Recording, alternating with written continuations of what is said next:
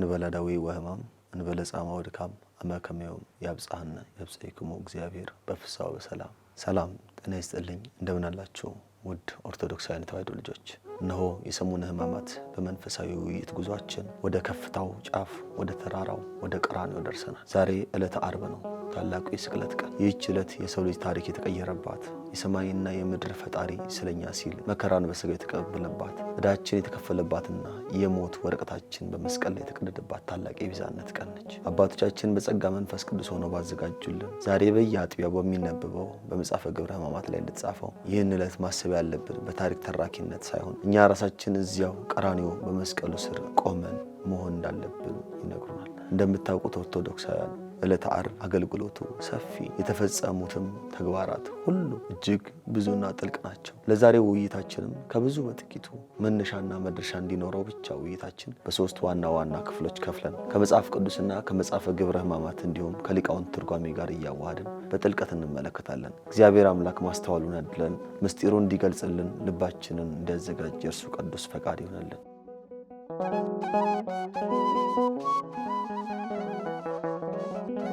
በመጀመሪያ ክፍል 1 እናያለን። በክፍል 1 የመጀመሪያው ነጥባችን የፍርድ አደባባይ ውሎ ነው። የጸሎተ ሐሙስ ሌሊት እጅግ ጨለማ ነበር። የፍጥረታት ጌታ በይሁዳ መሳም ከተያዘ በኋላ እንደ ተራ ወንጀለኛ እጆቹ ወደ ኋላ ታስረው ከጌቴሴማኒ ወደ ሊቀ ካህናቱ ወደ ሃና ግቢ ተወሰደ። ነቢየ እግዚአብሔር ቅዱስ ዳዊት በመዝሙር 34 ላይ እንደተናገረው የአመፃ ምስክሮች ተነሱብኝ፣ የማላውቀውን ነገር ጠየቁኝ ብሎ አስቀድሞ በትንቢት መነጽር እንዳየው የሐሰት ምስክሮች በሕይወት ጌታ ላይ ተሰለፉ። ከሃና ወደ ቀያፋ ሲወስዱ በዚያች የጭንቅ ሌሊት የሰማይ መላእክት በፍርሃት የሚንቀጠቀጡለትን ፊቱን በጥፊ መቱት፣ ተፉበትም። መጽሐፈ ግብረ ሕማማት ይህንን አሳዛኝ ትዕይንት ሲተረጉም ኦ አዳም አንተን ከሞት ለማዳን አምላክ ፊቱን በጥፊ ሲመታ በአንተ ምክንያት ርኩስ ምራቅ በፊቱ ላይ ሲተፋበት ተመለከትክን ይላል። እኛስ ዛሬ በሕይወታችን ውስጥ ስንት ጊዜ ነው በሐሰት ምስክርነት በሐሜትና በክፋት የጌታችንን ፊት ደጋግመን የምንመታው? የጌታችን ዝምታና ትዕግስት እኛ በስሜትና በቁጣ ለምንወስዳቸው የችኮላ ውሳኔዎች ታላቅ የትዕግስት ትምህርት ነው። በማግስቱ ጠዋት የአይሁድ ሸንጎ በጌታችን ላይ የሞት ፍርድ እንዲፈረድበት ወደ ሮማዊ አገር ገዢ ወደ ጴንጤናዊ ጲላጦስ ከዚያም ወደ ሄሮድስ አደባባይ ወሰዱት። የነገስታት ንጉሥ፣ የፈጠረውን ዓለም በፍትህ የሚገዛ እውነተኛ ዳኛ በምድራውያን ፍጡራን ፊት ለፊት ለፍርድ ቆመ። ጲላጦስ ጌታችንን መርምሮ ምንም አይነት የሞት በደል አላገኘውበትም፣ እኔ ከዚህ ጻድቅ ሰው ደም ንጹሕ ነኝ በማለት እጁን በውሃ ታጠበ። ነገር ግን የሕዝቡ ጩኸት ስለበረታ ፍትህን አጣሞ የሕይወትን ጌታ ለሞት አሳልፎ ሰጠ። በዚያ የፍርድ ሂደት ውስጥ አንድ እጅግ አስገራሚ የሆነ የቤዛነት ምስጢር ተፈጽሟል። አይሁድ በርባንን ፍታልን፣ ኢየሱስን ግን ስቀለው ብለው ጮኹ። በርባን ነፍሰ ገዳይ ወንበዴና በሞት እንዲቀጣ የተፈረደበት ሰው ነበር። ነገር ግን በርባን ተፈታ። ኃጢአት የሌለበት ንጹሕ በግ ክርስቶስ ግን በበርባን ቦታ ሞት ተፈረደበት። ሊቃውንተ ቤተ ክርስቲያን ይህንን ሲተረጉሙ በርባን ማለት እኔና እናንተ ነን ይላሉ። አዎ በእውነተኛ የፍትህ ሚዛን ሞትን፣ ፍርድን ይገባን የነበርን እኛ ነን። እኛ ሕግን ጥሰናል፣ በኃጢአት ወድቀናል። ነገር ግን አምላካችን በእኛ ቦታ ተተካ። ነቢዩ ኢሳይያስ በምዕራፍ 53 ላይ እንደሚናገረው እርሱ ግን ስለ መተላለፋችን ቆሰለ፣ ስለ በደላችንም ደቀቀ፣ የድህንነታችን ተግሳጽ በእርሱ ላይ ነበር እንዳለው ቅጣታችንን እርሱ ወስዶ የእርሱን ነጻነት ለኛ ሰጠን። በጲላጦስ አደባባይ የሆነው ይህ ነው። እኛ ነጻ ወጣን፣ እርሱ ግን ስለኛ ተፈረደበት። ነጥብ 2 ጽኑ ግርፋትና መከራ፣ የመስቀሉ መንገድ። ፍርዱ ከተሰጠ በኋላ ጲላጦስ ጌታችንን እንዲገርፉት አሳልፎ ሰጠ።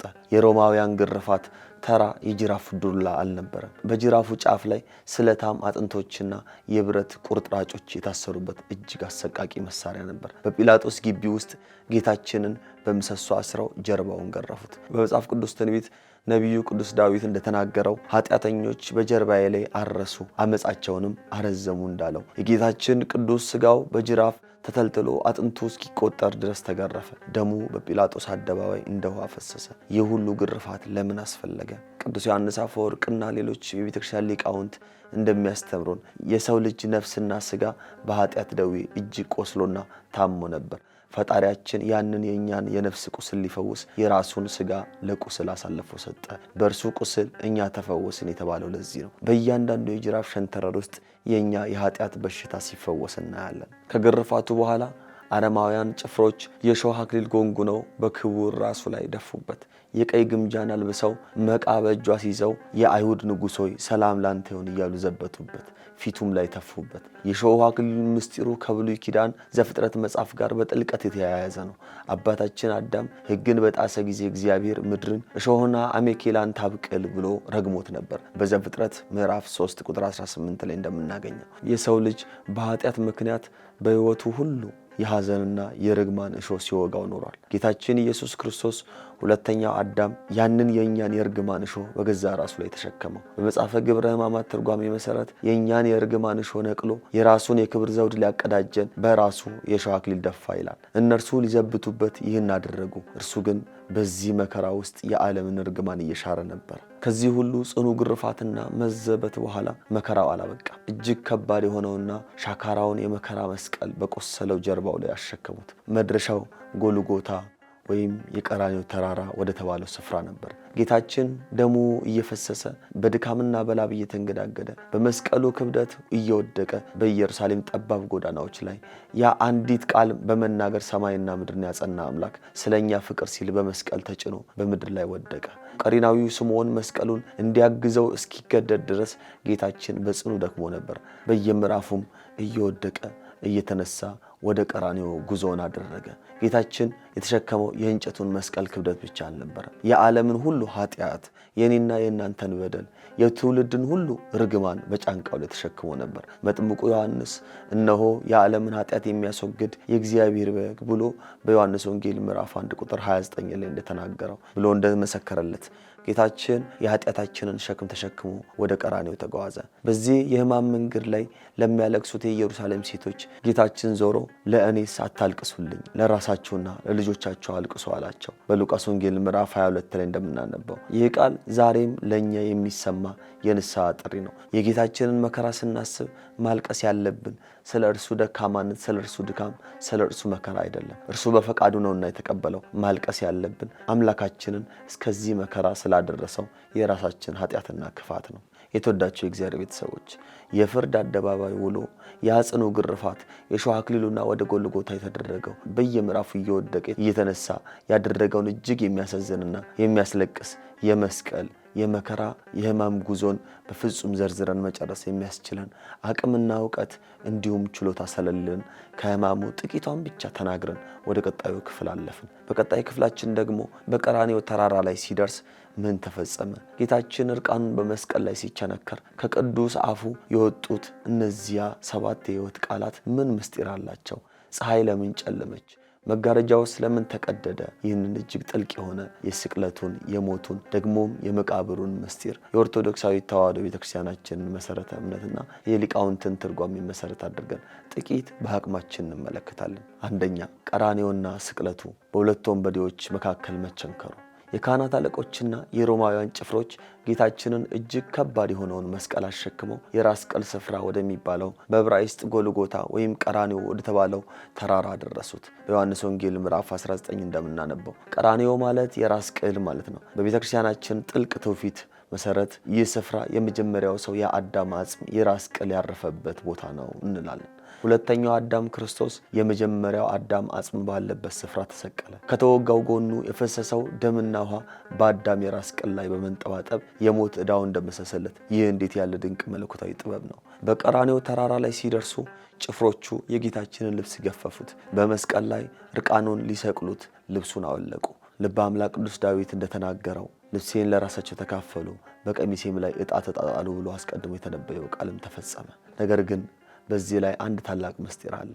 የሰማይና የምድር ጌታ ፍጥረታትን በክብር የሚያለብሰውን አምላክ እርቃኑን ለምን ሰቀሉት? አባቶቻችን ሊቃውንት ሲተረጉሙ አዳም በገነት በኃጢአት ምክንያት የጸጋ ልብሱን ተገፎ እርቃኑን ሆኖ ነበር። አምላካችን ክርስቶስ ግን የአዳምን የእርቃኑን ኀፍረት ለመሸፈን እኛን የክብር ልብስ ሊያለብሰን እርሱ እርቃኑን በመስቀል ላይ ዋለ ይላል። እኛስ ዛሬ በየዕለቱ በምናደርገው ኃጢአት የጌታችንን የጸጋ ልብስ እየገፈፍን እርቃናችንን ሆነን ይሆን? የጌታችን እርቃኑን መሆን የእኛን የኃጢአት ኀፍረት የሚሸፍን የፍቅር ሥራ መሆኑን ልናስተውል ይገባል። ልብሱን ከገፈፉት በኋላ መሬት ላይ አስተኝተው የፈውስና የሕይወት ምንጭ የሆኑትን ቅዱሳን እጆቹን የምስራችን ቃል ይዘው የተጓዙትን ንጹሐን እግሮቹን በብረት ችንካር ከመስቀሉ ጋር አጣብቀው ቸነከሩት። ያ አዳምን ከምድር አፈር ያበጀው የፈጣሪ እጅ በራሱ ፍጡራን እጅ ተቸነከረ።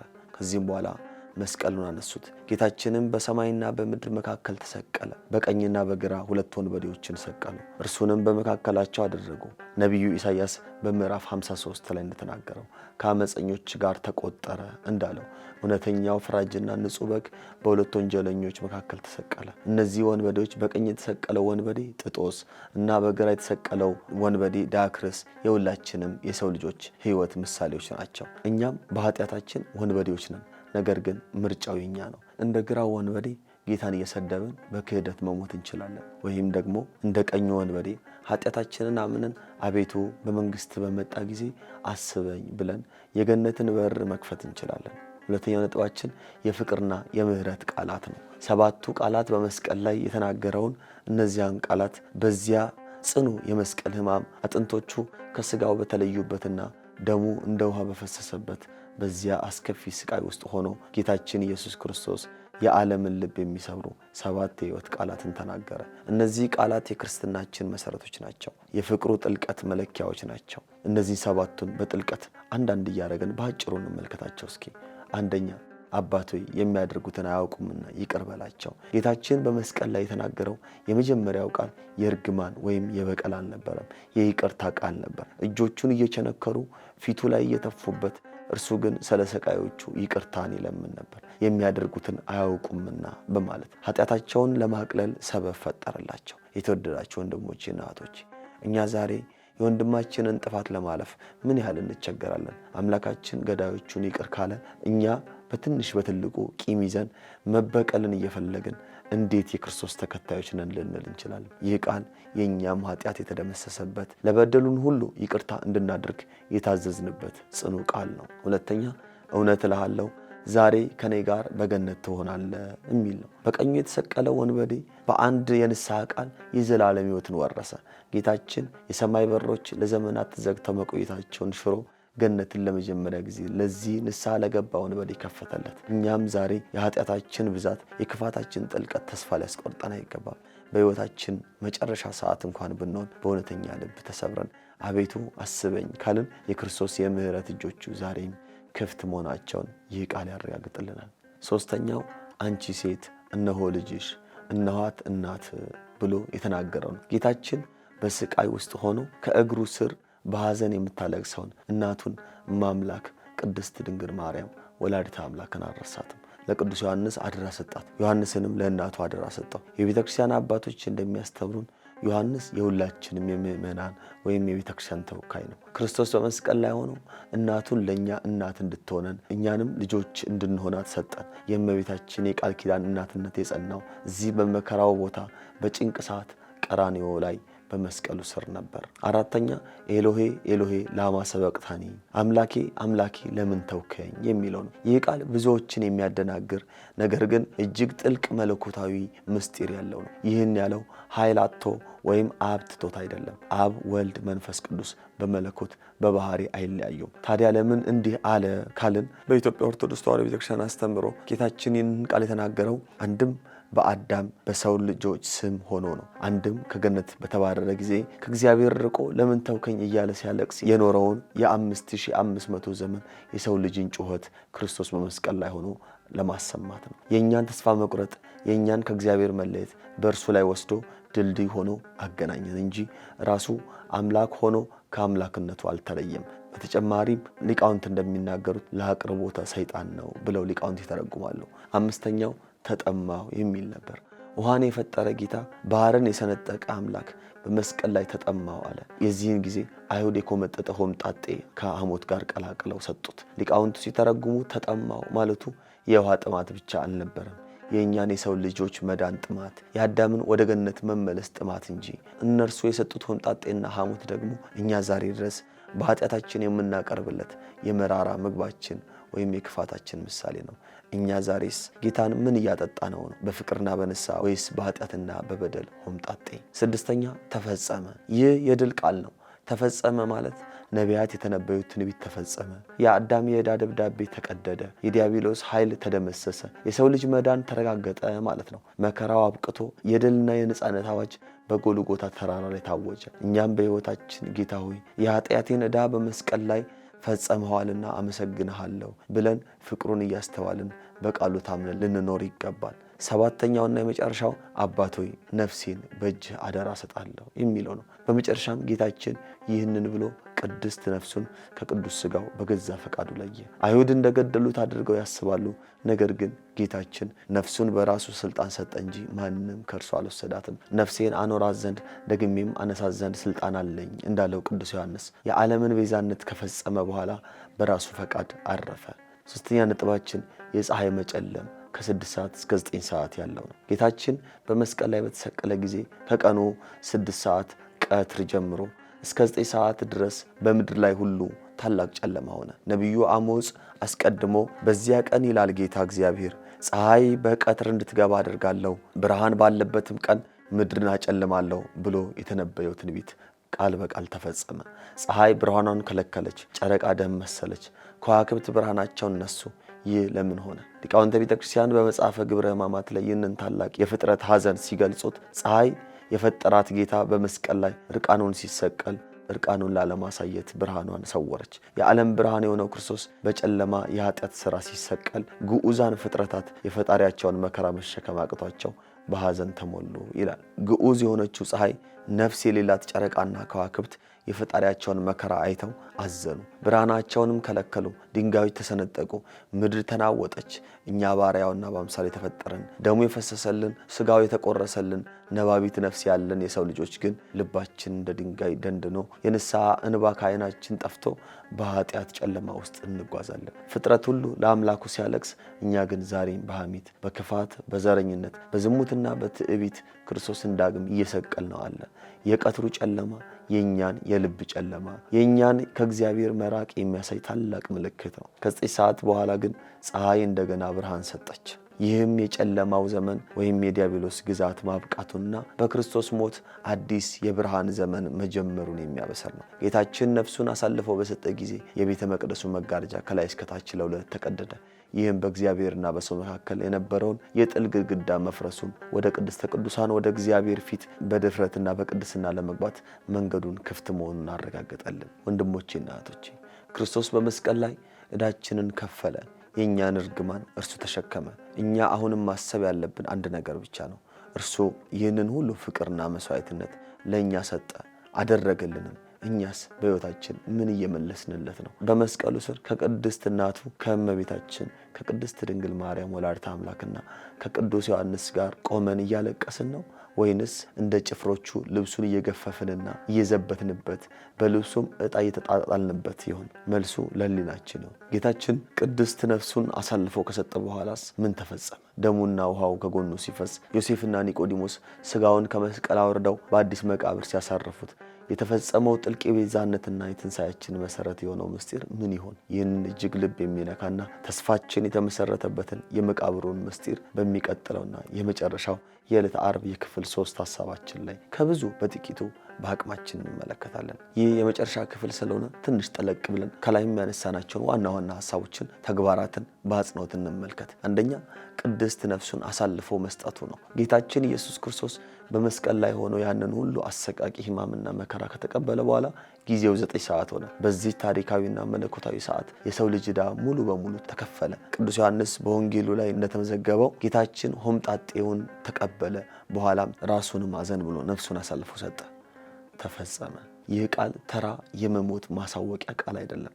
ይህ ቃል በሰማይና በምድር የተሰማ የድል አዋጅ ነው። ምን ተፈጸመ? በብሉይ ኪዳን ነቢያት አስቀድሞ ስለ እርሱ መከራና ሞት የተናገሩት ትንቢት ሁሉ ተፈጸመ። አዳም ዕፀ በለስን በበላ ጊዜ የመጣበት የሞትና የርግማን ዕዳ ተከፍሎ ተፈጸመ። በእግዚአብሔርና በሰው መካከል የነበረው የጥል ግድግዳ ፈርሶ ተፈጸመ። በዚያ ሰዓት አምላካችን ክርስቶስ ያንን የ5500 ዘመን የተስፋ ቃል እውን አደረገ፣ ተፈጸመ። ታዲያ እኛ ዛሬ ይህንን ተፈጸመ የሚለውን ቃል ስንሰማ ምን ይሰማናል? ብዙ ጊዜ በሕይወታችን ውስጥ ኃጢአቴ አይሰረዝልኝም፣ እግዚአብሔር ተቆጥቶኛል፣ ዕዳዬ አልተከፈለም ብለን በተስፋ መቁረጥ እንዋጣለን። ነገር ግን ጌታችን በመስቀል ላይ ተፈጸመ ሲል የኔንም የእናንተንም የኃጢአት ዕዳ ቆርጦ ጥሎታል። ዛሬ እኛ ማድረግ የሚጠበቅብን ይህንን የተከፈለልንን ዕዳ በንስሐና በመልካም ምግባር በቅዱስ ሥጋውና ክቡር ደሙ ተቀብለን ለፈጸመልን አምላክ የፍቅር ምላሽ መስጠት ብቻ ነው። ቅዱስ ሉቃስ ደግሞ ይህንን የመጨረሻ ሰዓት ሲገልጽ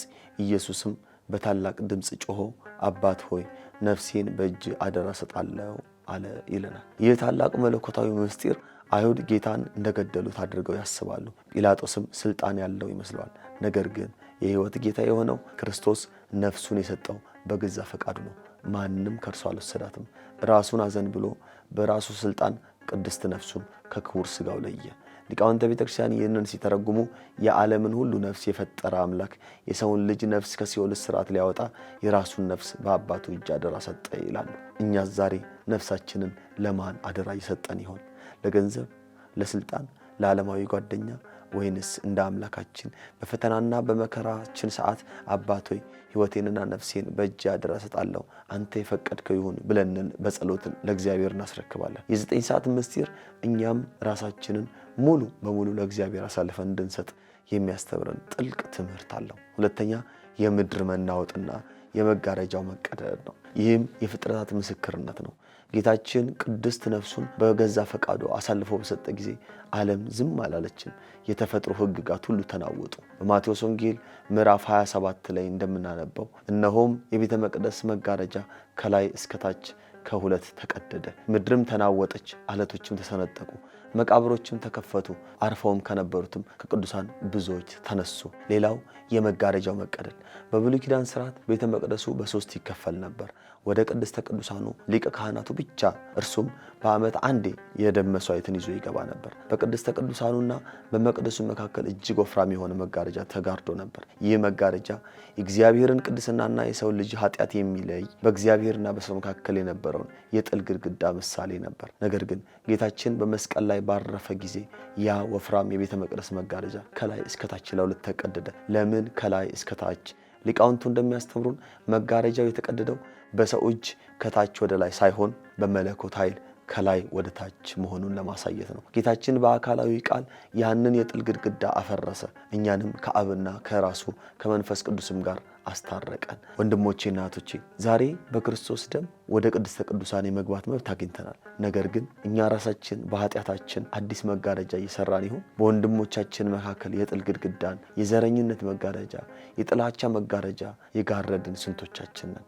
ስለዚህ ክርስቶስ በመስቀል ላይ ያፈረሰውን መጋረጃ እኛ ዛሬ በልባችን መልሰን ልንተክለው አይገባም። ሌላው የምድር መናወጥና የዓለቶች መሰንጠቅ ነው። ክብር ይግባውና አምላካችን መድኃኒታችን ኢየሱስ ክርስቶስ ነፍሱን ሲሰጥ ግዑዟ ምድር መሸከም አቅቷት ተናወጠች። ድንጋዮችና ዓለቶች የፈጣሪያቸውን ሞት አይተው በንስሐ ተሰነጠቁ። ምድር አምላኳን አውቃ ስትንቀጠቀጥ፣ ድንጋዮችም ሲሰነጠቁ በአምሳሉ የተፈጠረው የሰው ልጅ ልብ ግን ከድንጋይ ይልቅ ደንድኖ የክርስቶስን ሞት እያየ እንደ ቀልድ ያልፈዋል። እኛስ ዛሬ ይህንን የስቅለት ታሪክ ስንሰማ ልባችን ምን እየተሰማን ይሆን? ቸልተኝነት ወይንስ ከግዑዛኑ ዓለቶች ይልቅ ልባችን ደንድኗል? የዕለተ ዓርብ ሐዘን ልባችንን እንደ ዓለቶች ለንስሐ የሚሰነጥቅ የድንጋይ ልቦናችንን ወደ ሥጋ ልብ የሚለውጥ ሊሆን ይገባዋል።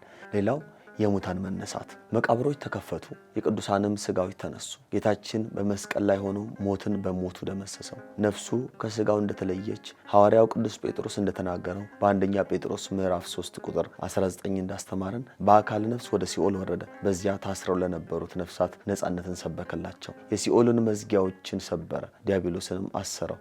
ስለዚህ የክርስቶስ ሞት የሕይወት መጀመሪያ ሆነልን። ሞቶ ሙታንን አስነሳ።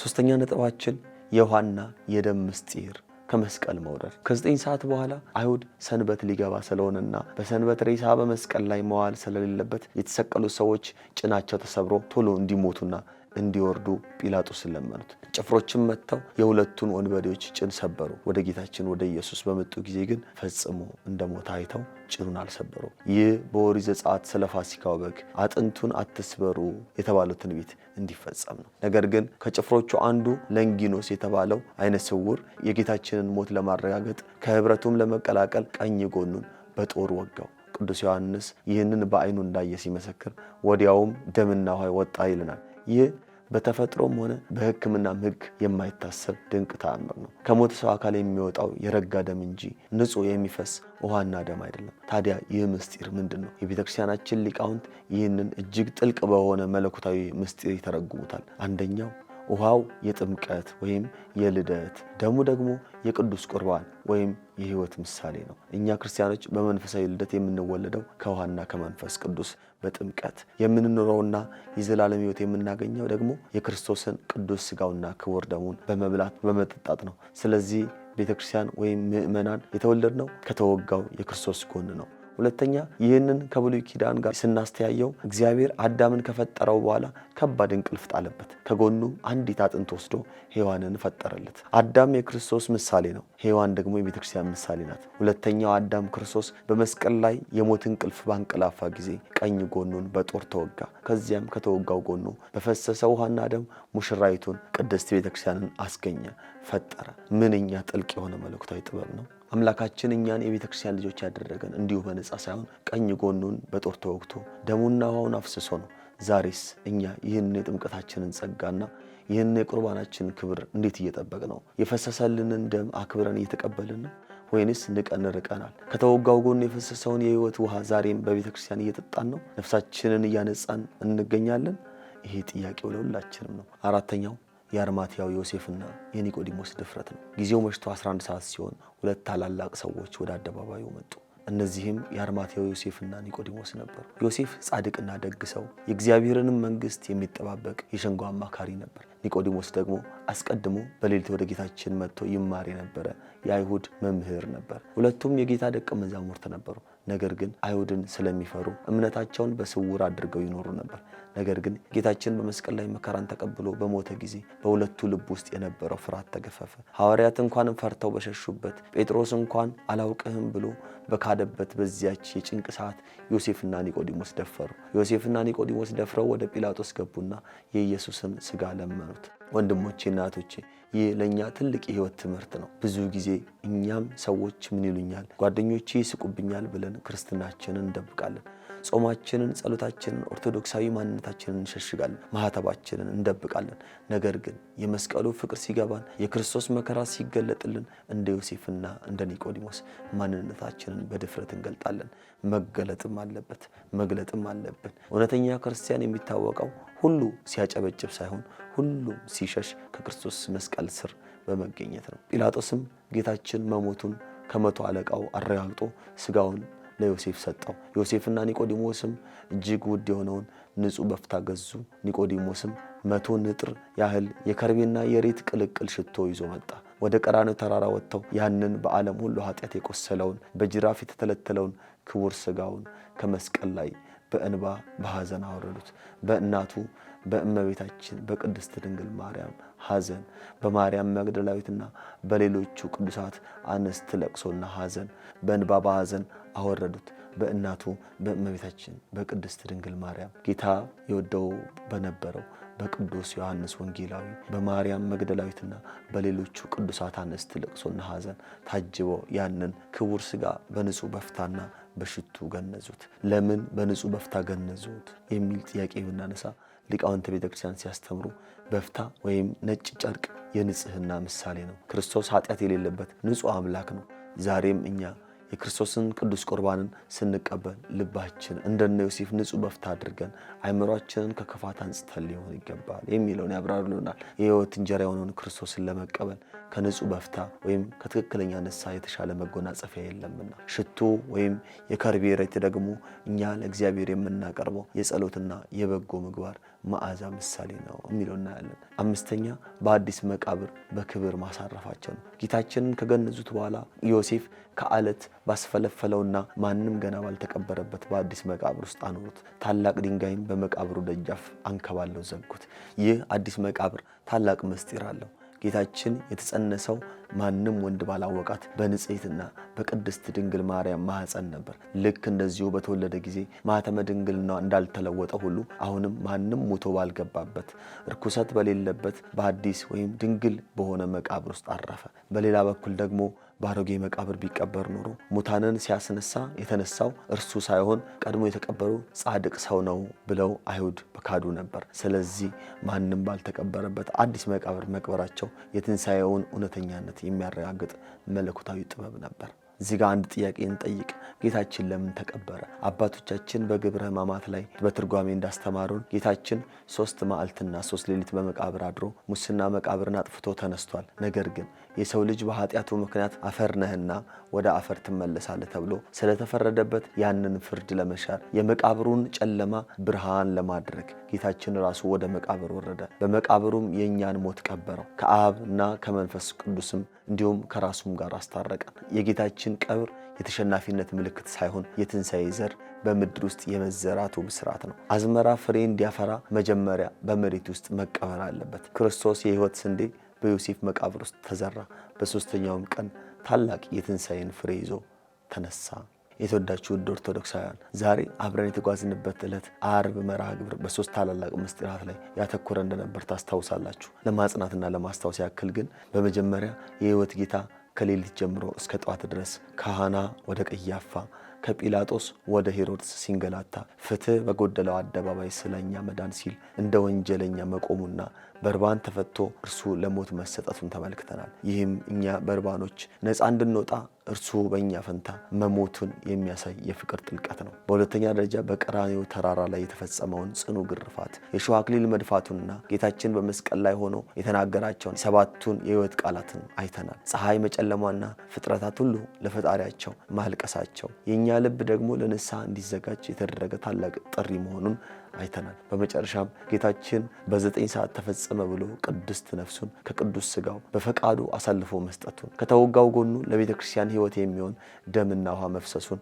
እንዲሁም በአርማትያው ዮሴፍና በኒቆዲሞስ አማካኝነት በአዲስ መቃብር በክብር መቀበሩን ተመልክተናል። ይህ መቃብር የሞታችን መቃብርና የትንሣኤያችን መሰረት ነው። እንግዲህ የዛሬው ዝግጅታችን 3ቱ ነገሮች ላይ ያጠነጠነ ነበር። ይህንን መርሃ ግብር ስናይ የጌታችንን ሕማምና መከራ በታሪክ ደረጃ ብቻ ሳይሆን በእያንዳንዱ ችንካርና ግርፋት ውስጥ የእኛን ነፃነትና ፍቅር እያሰብንና እየተመለከትን እንደነበር ተስፋ አድርጋለሁ። እንደ ቤተ ክርስቲያን ስርዓት በየዓመቱ ሕማማት ብለን ስንሰግድ ቆይተን ከዛ ስትራፑ ይዞን የዓርብ ዕለት ብቻ አዛኞች ሆነን ከትንሣኤ በኋላ ደግሞ ክርስትናችን የማይፈቅድበት ቦታዎች የምንገኝ ከሆነ አሁን የምናደርገው እያንዳንዱ ድርጊት ከንቱ ድካም ነው።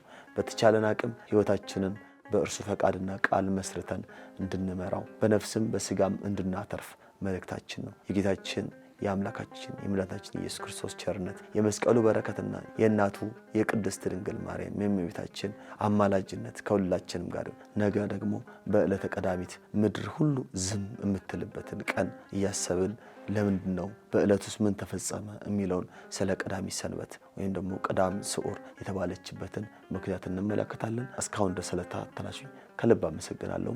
ነገ እስከምንገናኝ ቸር ቆዩ። መንፈሳዊ የሆኑ መርሃ ግብሮችና ልዩ አጋጣሚዎቹ ለእኛ ልዩ ትርጉም አላቸው። እያንዳንዱን ቅጽበት ውበት፣ ስሜትና ታሪካዊ ፋይዳ በሚገባ ተረድተን በላቀ ጥራት ባለው የፕሮዳክሽን ስራችን ዘላቂ ትውስታ አድርገን እናስቀምጥሎታለን። በጥራት በፍቅርና በመንፈሳዊ ስነስርዓት እንሰራለን። ማንኛውንም መንፈሳዊ መርሃ ግብሮችን ከማከናወነው በፊት ቢያማክሩ ጊዜያችንን ሰጥተን በከፍተኛ ጥራትና ውበት እንዲሰሩ እናደርግሎታለን። ቀንዲል ፕሮዳክሽን የመንፈሳዊ ልዩ መርሃ ግብሮች፣ የሰርግ ፕሮዳክሽን ከሽምግልና ጀምረን የቅድመ ሰርግ፣ የመስክና የስቱዲዮ ጊዜ ሰርግ፣ ተክሊሉና የሰርግ ስነ ስርዓቱን እንዲሁም ድህረ ሰርግ የሚከናወኑ ማንኛውንም መርሃ ግብሮች፣ የህፃናትም ሆነ የአዋቂዎች የልደት በዓል፣ የክርስትና በዓልና ሌሎችም ልዩ የህይወት አጋጣሚዎች እያንዳንዱን ዝግጅቶን በሙያዊ ዕውቀት በዘመናዊ መሳሪያዎችና ከሁሉም በላይ በመንፈሳዊ ስነ ስርዓት መሰረት በመስራት የዝግጅቶን እውነተኛ ማንነትና ውበት እናንጸባርቃለን። አንዴ ከተወዳጁ በፍጹም ፍቅር በሁሉም መርሃ ግብሮ እንደወደዱን አብረኑት እንዘልቃለን። ለምን? ሁሌም ጥራትና አዲስ ነገር የኛ መለያ ነውና። ለተጨማሪ መረጃና ለቀጠሮ ስልክ ቁጥር 0981 75 2305 በኢሜል አድሬሳችን ቀንዲል production@gmail.com ብለው ያገኙናል። በተለያዩ የሶሻል ሚዲያ አማራጮች እንዲሁም በቴሌግራም እና በዋትስአፕ የሚያገኙናል። ዛሬውኑ ይደውሉልንና የማይረሳ ትውስታውን በእኛ እጅ ያስቀምጡ። ቀንዲል ፕሮዳክሽን። እናመሰግናለን።